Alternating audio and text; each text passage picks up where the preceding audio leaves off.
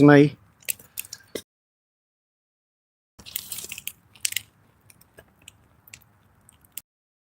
All in the name. And I have maple logs from when the hurricane knocked along the path, and I could go get them and stack this higher and make more charcoal than what this is going to make, but I'm just not comfortable leaving this fire. I'm the only one here, you know, in case it jumped the field. Now, I got this burning really, really good. You see, I ain't got to worry about this going out too easily. It's burning there really good. And now I'm going to start covering it up. Hey, Ravenheart, I'm making charcoal today. I got some more wood, but you know, the higher I pile it up, the more dirt it takes to cover it up. Plus, I don't want to leave this fire to go get that wood and then jump the field and burn everything down. I'm going to show you how big it is. See, the fire's coming up taller than me. Alright, so the difference between making charcoal and potash is oxygen. The more oxygen it gets, the hotter it'll burn. It'll just burn all the way up. But if it doesn't get as much oxygen, it's going to make charcoal. It's going to, instead of it burning it all up, it's just going to cook it to its carbon. I like to take grass and sod and cover it up because it's easy to make these nice mats with it. But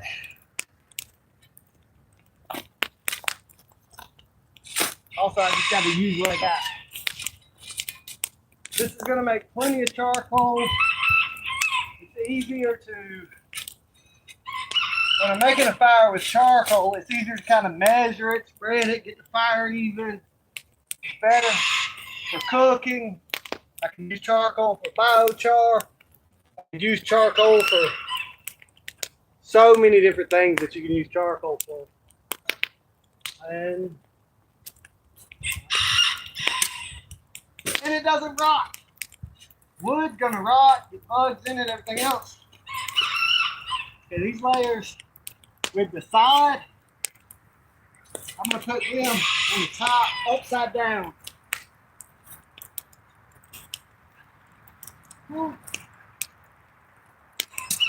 That way, you can burn that top layer, and you can kind of hold it like a mat. Now, right now, I'm reducing the amount of oxygen. That's what the dirt does.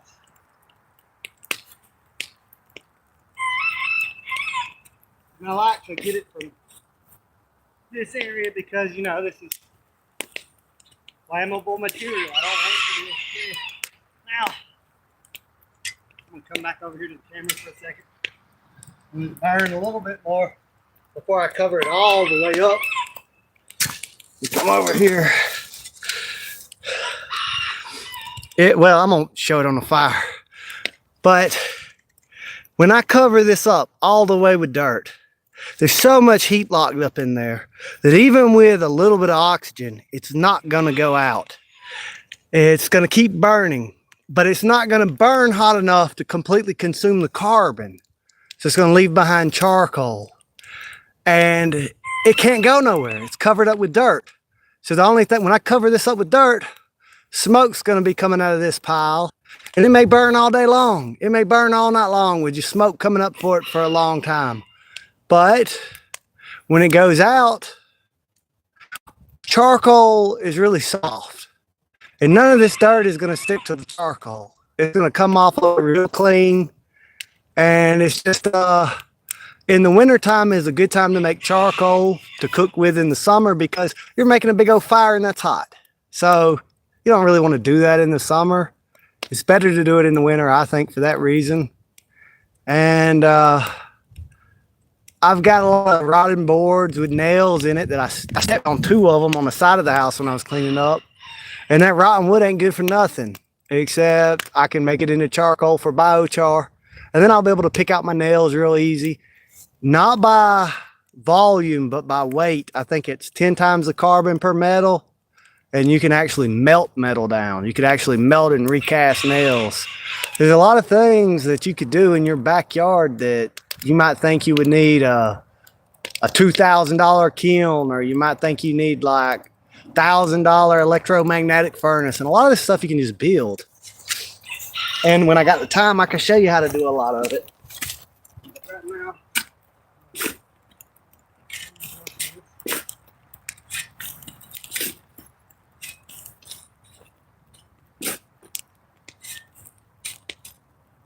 also, it's going to kind of, I guess, warm up the soil temperature a little bit.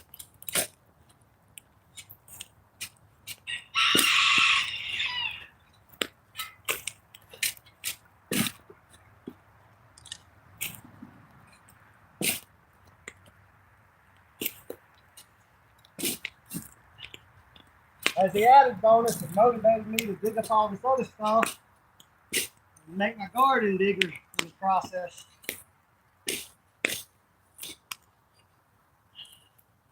See where I got the grass and the... See, used to I couldn't get this close. There's a 9-foot tall flame blowing in the wind might cook me.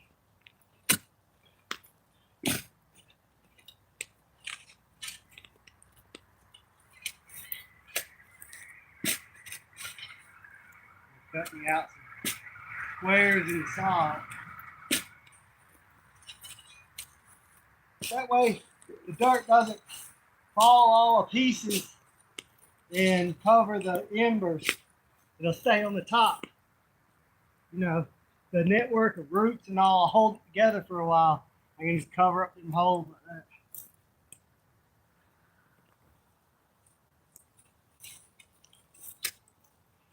And you saw how good I had it burning at first. I get it burning really good before I cover it up, because you don't want to think you're going to open it up and get charcoal and it be a bunch of uncooked wood. So you want to make sure there's a lot of heat in there before you start covering it up.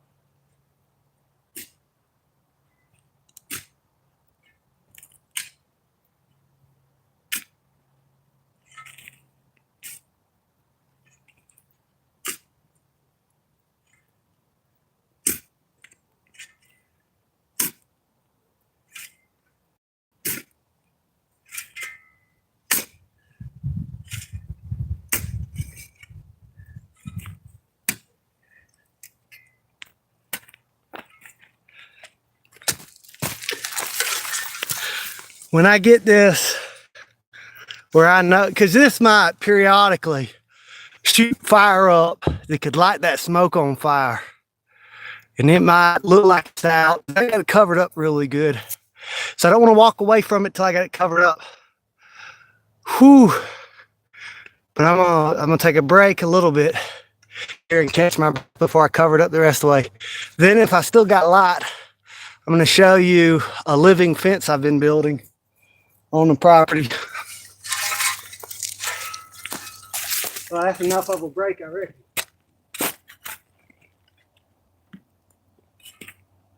In some of them cavities, I'm gonna put a little more wood in there, in that hole. Let's see. No, that one didn't break off. That little bit of wood is sticking out. I'm not really concerned with that. Even if it does come out the pile on fire, it's gonna fall surrounded by dirt. I don't think it's gonna go nowhere. And obviously I'm gonna keep a check on it.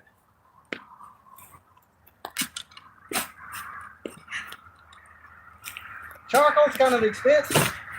And everybody just about it's got dirt or sand. Something that'll catch on fire. That's carbon in it. And it really is this simple. Make you a mountain of carbon, you know, plant material of some kind or another. Cover it up. Get it burning good. Cover it up with dirt. Let it smoke.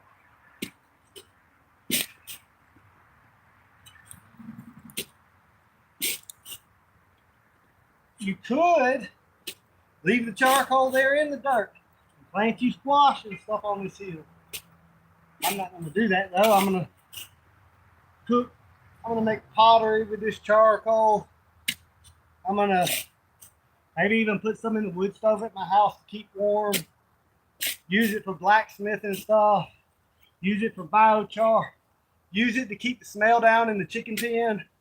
I hardly ever have any smell in the chicken pen because I keep it mulched so heavily.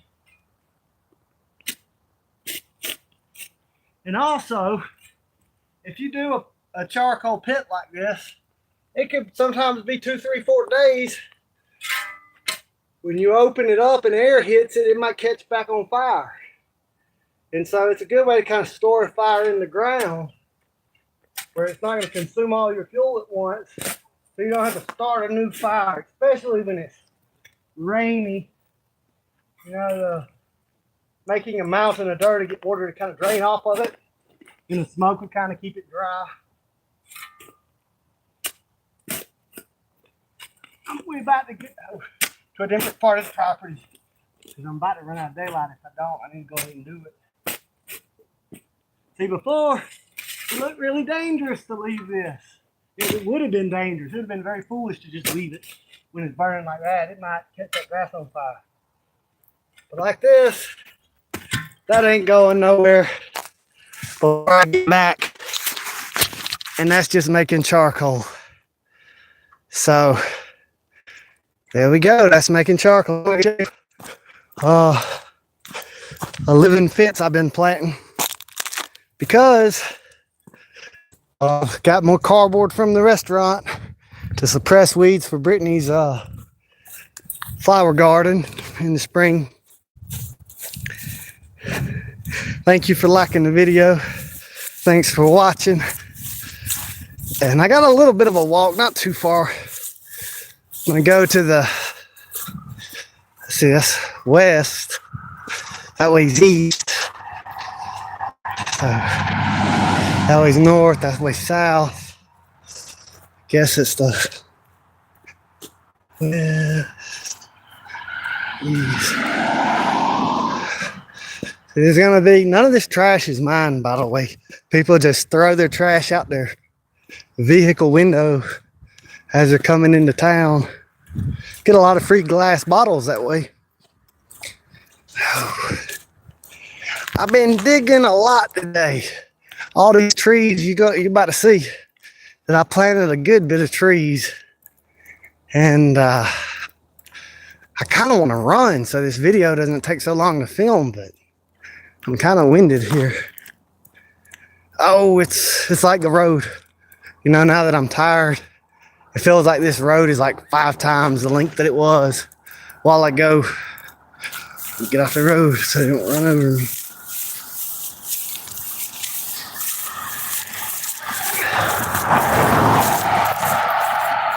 As long as it's taking me to walk over here, maybe I should have made it into a separate video. All right.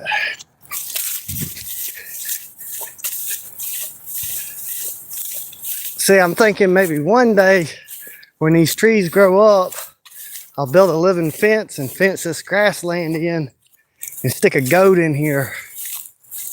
In the meantime, so this, I'm not done with it, but I'm done with this side of it. And I'm gonna plant other trees and vines and thorns and all kind of stuff to make a living fence. And one day, I don't know, maybe 10 years from now, you'll be able to keep goats in. So I planted a lot of pine trees. The ground was soft from the rain. I think there's more than 100 pine trees here. I think it's about at 100. I planted them really close together.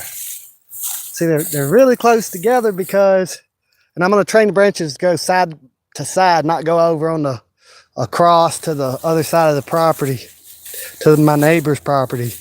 I strung a piece of twine from this property marker to that property marker, and I pulled it really tight, and I come off a foot in my direction. But some places ain't quite a foot because The string had lost some of its tension and the wind was blowing on it. But it is everything on my property.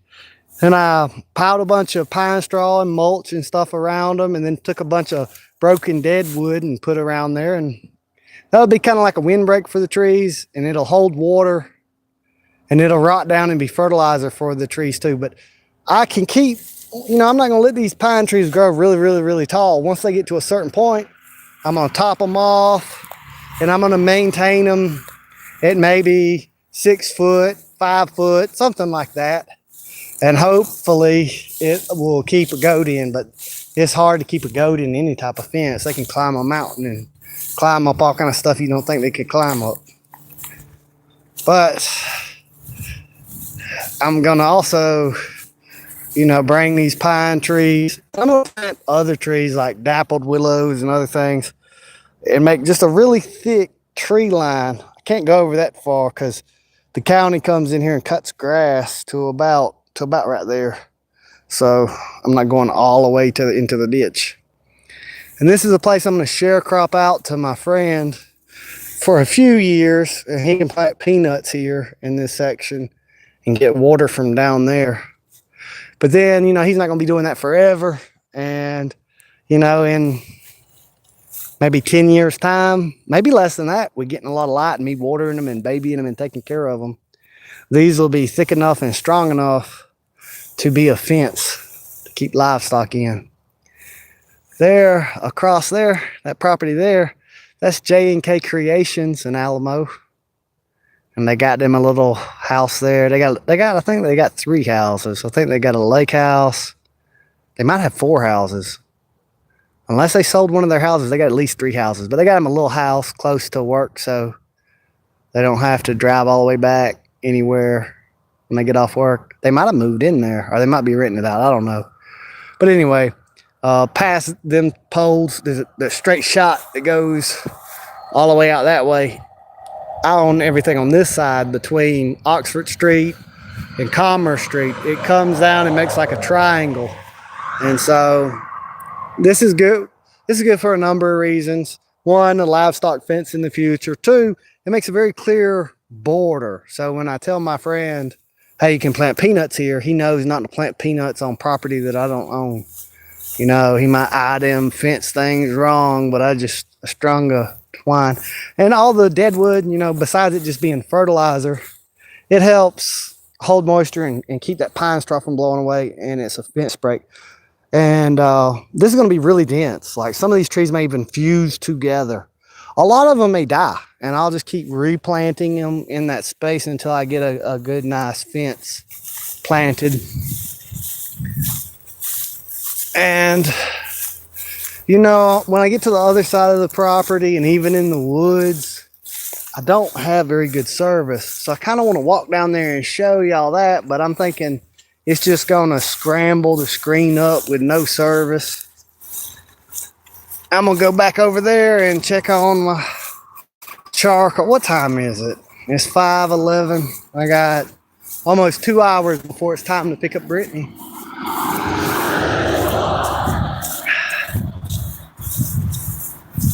I'm gonna probably come out here before the prisoners and pick up this trash. Drink Red Bull. It's just, people throw trash out their windows. They throwing a lot. There's a lot of open containers because there's a lot of people throwing beer bottles out right before they get into Alamo. There's the police. They just drove by.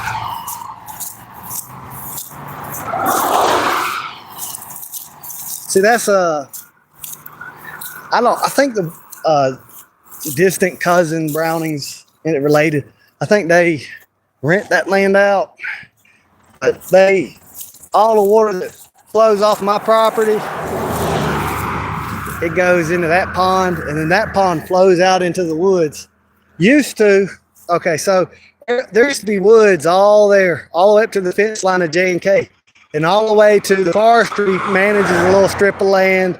And then if you look at a map on Google Maps of Alamo, Georgia, there's like a strip of woods that goes all the way through Alamo, through the middle of Alamo. And it used to be a corridor for animals to move and not have to go around the city. They could But they've just made a big open area, clearing them 7 acres there. And it's caused a lot of it's caused my woods to get a little more crowded with wildlife, because a lot of those animals, they move into there. And a lot of the deer don't cross the same path as they used to. They don't feel comfortable just crossing that clearing like that. And it's been good. At first, it caused me some issues because I had a lot more water flowing on my property because those 7 acres of trees wasn't slowing it down. Also, I had more wind. But all in all, it's been a blessing, because when I decided to come out of that contract and not buy the whole 12.6 and just buy this 7 acres, there were a lot of trees on that other side that I wanted, like magnolia trees and sweet gum trees and all. But when they cut all them trees and all that water runoff, it washed all them types of seeds of the trees I wanted on my property, and they sprouted. And so I've got all kind of plants. Look at all that smoke up there. I know it ain't gone nowhere, but it blowing all around the back of the house. I'm like, man, I hope the grass ain't on fire. But I know it just smokes a lot. I gotta finish covering it up. But, and that smoke is also great for the trees. I mean, it ain't good for a tree to be covered in soot, but carbon dioxide is good for trees. And trees, you know, that's another thing. I'm not too worried about carbon dioxide. Some people are, though, so they might like that. When you make charcoal, it takes thousands of years, at least hundreds of years, for that carbon to break down, to go back into CO2. And it probably won't, you know. If you grow a tree, it's going to absorb carbon while it grows, and it's going to turn CO2 and oxygen, sunlight, and all into sugar. But when that tree rots, it gives off CO2. So anybody, government or anybody saying you can't burn wood because it's giving off CO2, if you didn't burn the wood and it rotted, it's going to give off the CO2 just as much that way anyway. And then, you know, if you burn it all up to potash, you've released it into the air. But if you make it into charcoal, you've put it back in the ground. You know, if you pull up petroleum and stuff like that, you're taking it out of the ground and putting it in the air. And yeah, this is going to make that CO2, that's going to make these plants grow faster, a lot faster. It's blurry video, sorry about that. When I'm on this side of the property, I don't have good service, and there's not really anything I can do about it. I could go back. See, I used to have a phone that had like an 8-inch antenna inside it, and it had awesome service. And I dropped it in the pond. So now, until I get a better phone, there's just not going to be a lot of service. It might have been blurry when I was showing the charcoal. So I'm gonna cover this up. You know, I'm gonna put some more dirt around it. And I'm